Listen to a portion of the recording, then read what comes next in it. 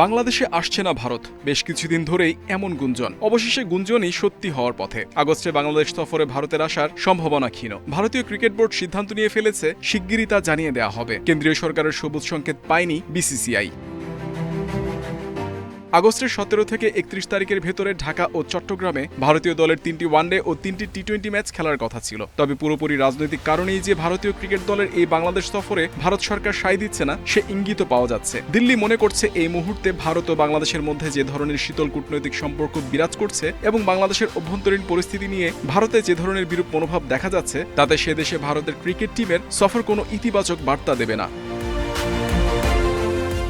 ভারতীয় cricket board এই সফর রিশিডিউল করার জন্য বাংলাদেশ ক্রিকেট বোর্ডের সঙ্গে আনুষ্ঠানিক আলোচনা শুরু করেছে। বাংলাদেশ ভারত সিরিজ এফটিপির অংশ হওয়ায় বাতিলের সুযোগ নেই। সূচি পরিবর্তন করে সেটা পরবর্তীতে আয়োজনের লক্ষ্যে দুদেশের ক্রিকেট বোর্ডের মধ্যে আলোচনা চলমান। সফর পুরোপুরি বাতিল না করে 2026 আইপিএল এর পর করা যায় কিনা বিসিসিআই সেটা বিসিবিকে ভেবে দেখতে অনুরোধ করেছে। তার আগ পর্যন্ত ভারতীয় দলের ক্রিকেট ক্যালেন্ডার একেবারেই ঠাসা।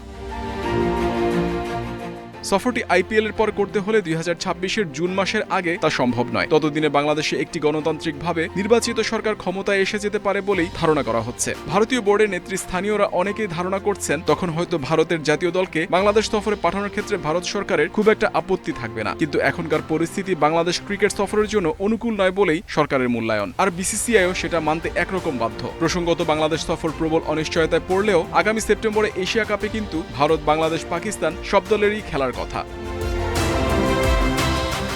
বাংলাদেশ গেল আগস্টে রাজনৈতিক পট পরিবর্তনের পর সে দেশের জাতীয় ক্রিকেট দল সেপ্টেম্বর অক্টোবরে 2টি টেস্ট ম্যাচ ও 3টি আন্তর্জাতিক টি-20 খেলতে ভারত সফরে আসে। সেই সফরসূচি অবশ্য নির্ধারিত হয়েছিল বেশ কয়েক মাস আগে থেকেই। আগস্টের পালা বদলের পর ঢাকা ও দিল্লির কূটনৈতিক সম্পর্কে চরম অবনতি হলেও সেই ক্রিকেট সফরে অবশ্য ভারত সরকার বাদ সাধেনি। ভারতের বাংলাদেশ সফর স্থগিত হলে আশঙ্কা করা হচ্ছে আর্থিকভাবে ক্ষতিগ্রস্ত হবে বিসিবি। এই মুহূর্তে ভারত যে আসছে না, তার কিছুটা নিশ্চয়তা পাওয়া যাচ্ছে বিসিবির মিডিয়া স্বত্ব বিক্রির কার্যক্রম থামিয়ে দেওয়ায়।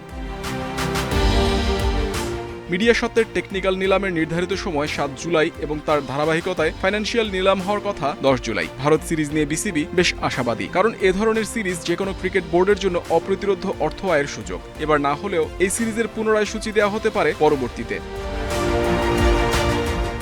বিসিবি ভিন্ন ভিন্ন সিরিজের জন্য ভিন্ন ভিন্ন চুক্তির পরিকল্পনা করছে। এছাড়া মিডিয়া স্বত্বের বিষয়ে ভারতীয় সম্প্রচার প্রতিষ্ঠানকে বিসিবি জানিয়েছে, আপাতত ভারত সিরিজ হচ্ছে না। মিডিয়া স্বত্বের বিজ্ঞপ্তি দিলেও টেন্ডার আহ্বানপত্র গ্রহণ করছে না। তাই আপাতত বিসিবি পাকিস্তান সিরিজের মিডিয়া স্বত্ব বিক্রির সিদ্ধান্ত নিয়েছে। প্রাথমিকভাবে বিসিবি 2 বছরের মেয়াদে এফটিপি সূচিতে থাকা সিরিজের জন্য মিডিয়া স্বত্ব বিক্রির পরিকল্পনা করেছিল, যা কার্যকর হতো জুলাই 2025 থেকে জুন 2027 সময়কালে। কিন্তু ভারত সিরিজ স্থগিত হওয়ার মতো উদ্ভূত পরিস্থিতিতে দীর্ঘমেয়াদী নিলামের সম্ভাবনা কম। ফলে কেবল পাকিস্তান সিরিজ নিয়েই আগাবে বিসিবি। আগামী 17 থেকে 25 জুলাইয়ের মধ্যে বাংলাদেশ ও পাকিস্তান 3 ম্যাচের টি-20 সিরিজ খেলবে।